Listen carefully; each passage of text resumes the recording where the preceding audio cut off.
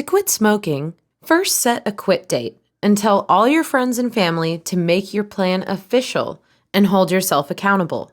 Get rid of anything smoking related, like cigarettes, lighters, and ashtrays, so you aren't tempted by them. Limit your exposure to common smoking triggers, like alcohol and other smokers.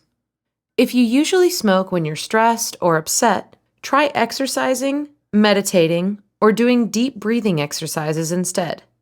If you crave smoking after meals, eat a healthy dessert or chew on a stick of gum to distract yourself.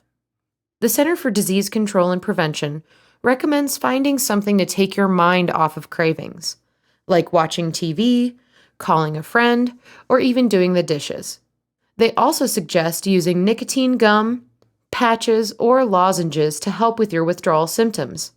Finally, if you're struggling to quit on your own, talk to your doctor about possible medications that could help you quit smoking.